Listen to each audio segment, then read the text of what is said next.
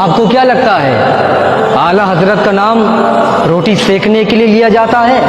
ان کے مسلک کا نام کھانے اور پینے کے لیے لیا جاتا ہے؟ نہیں میرے عزیزوں، نہیں میرے سنیوں، اعلیٰ حضرت کا نام روٹی سیکنے اور پیٹ بھرنے کے لیے نہیں لیا جاتا، بلکہ اس کی وجہ یہ ہے، حقیقت یہ ہے کہ ڈال دی قلب میں عظمت مصطفیٰ سیدی اعلیٰ حضرت پہ لاکھوں سلام۔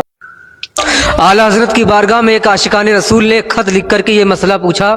وہ مسئلہ اس نے پوچھا تو اس نے اعلیٰ حضرت کے نام کے پہلے حافظ لگا رکھا تھا کہ حافظ احمد رضا یہ مسئلہ بتا دیجئے۔ تو اعلیٰ حضرت نے دل میں یہ سوچا کہ احمد رضا حافظ نہیں ہے، اور کل میدان محشر میں اگر اللہ رب العزت نے مجھ سے سوال پوچھ لیا کہ احمد رضا تو حافظ نہیں تھا لیکن لوگ تجھے حافظ کہتے تھے، تو اعلیٰ حضرت کو یہ گوارا نہ ہوا، بلکہ اعلیٰ حضرت نے رمضان کے مہینے میں آپ فجر کی نماز پڑھنے کے بعد دن بھر ایک پارہ یاد کرتے تھے اور تراویح میں سنا دیا کرتے تھے۔ اسی طریقے سے ایک مہینے کے اندر میں اعلیٰ حضرت نے رمضان کے مہینے میں 30 پارے کے حافظ قرآن ہو جاتے ہیں، مکمل حافظ قرآن ہو جاتے ہیں۔ اب لوگوں کو یہ بات سمجھ میں نہیں آئے گی کہ ایک مہینے کے اندر میں کوئی حافظ قرآن ہو سکتا ہے، تو وجہ یہ ہے ہمارے بزرگان دین فرماتے ہیں، ہمارے علماء فرماتے ہیں، ہمارے مفتیان کرام فرماتے ہیں، اعلیٰ حضرت کو سمجھنے کے لیے حضرت کے برابر علم ہونا چاہیے، اور یہی وجہ ہے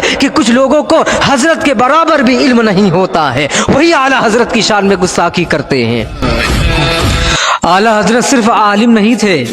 اپنے وقت کے صرف مجدد نہیں تھے، بلکہ اعلیٰ حضرت فنا پھر رسول تھے۔ رسول کی آل سے، رسول کے گھرانے والوں سے، رسول کے خاندان والوں سے اعلیٰ حضرت اتنی محبت فرماتے تھے کہ اللہ کی قسم اعلیٰ حضرت نے جب سرکار غوث پاک کے دربار کو دیکھا اور ان کی عظمت و رفعت و بلندی کے بارے میں پڑھا تو ایسی محبت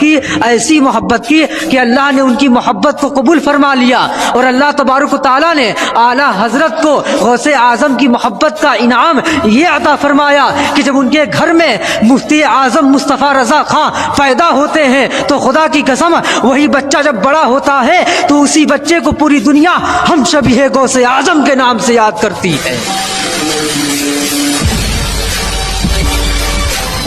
یہ گستاخ رسول جو یہ کہتے ہیں کہ تعظیم مصطفیٰ کرنا شرک ہے اور تم اسے شرک کا فتویٰ دیتے ہو، تو پہلے بات شرک کی تعریف پڑھ لو۔ شرک کا معنی ہوتا ہے کہ اللہ کی ذات میں کسی کو شریک کرنا، اور تمہارے نزدیک اگر تعظیم مصطفیٰ کرنا شرک ہے تو ہم فخر محسوس کرتے ہیں مسلک اعلیٰ حضرت پر اور اعلیٰ حضرت کی محبت پر۔ اعلیٰ حضرت نے ہمیں وہ تربیت اور وہ تعلیم دی ہے کہ ہم تعظیم مصطفیٰ کو شرک نہیں سمجھتے ہیں، اور نہ ہی کسی تاریخ کی کتابوں میں یا کسی دلیل کی کتابوں میں ملتا ہے، نہ ہی کسی معتبر کتابوں میں ملتا ہے۔ ہاں اگر تمہارا عقیدہ یہ ہے کہ تعظیم مصطفیٰ کرنا شرک ہے تو میں ایسے عقیدے پر لعنت بھیجتا ہوں۔